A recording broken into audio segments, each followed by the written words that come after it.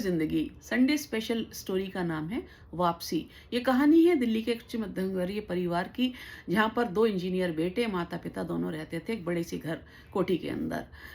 बड़े बेटे ने अपनी पसंद की शादी करी और कुछ समय के बाद पत्नी के साथ वो अलग हो गया, जबकि छोटे बेटा शादी के साल भर बाद विदेश का रुख करके चला गया। सब कुछ ठीक ही चल रहा था, लेकिन एक दिन अचानक परिवार के मुखिया की मृत्यु हो जाती है और वो अकेली वहाँ नहीं रह सकती थी। तो 5-1 महीने बाद उनके छोटे बेटे ने उनको अपने पास 10 साल के वीज़ा पे बुला लिया।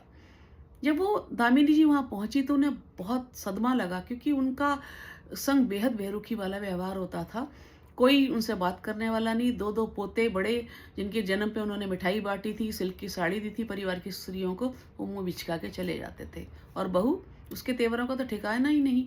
उसने एकदम घोषणा कर दी कि हमारे घर में एक ही टाइम खाना बनता है और 2 टाइम चाय, और आप रसोई में नहीं जाएंगी। वो बेचारी बड़ी परेशान रहती थी कि मेरे संग ये बेरुखी क्यों। मेरे तो इसके संग बहुत अच्छे ताल्लुक थे, बहुत ही फ्रेंडली हमारा माहौल था, पता नहीं।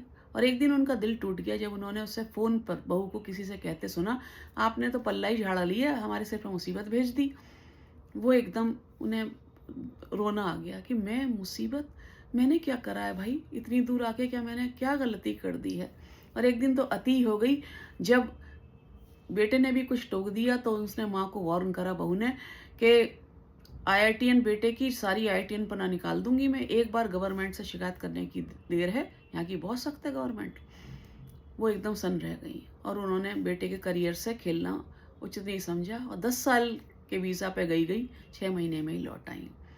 आज भी वो अपनी उसी 400 गज की कोठी के कमरे में अकेली रहती हैं और रोज़ रात को जब सोती हैं तो वो यही सोचती हैं कि सुबह वो उठेंगी कि नहीं उठेंगी।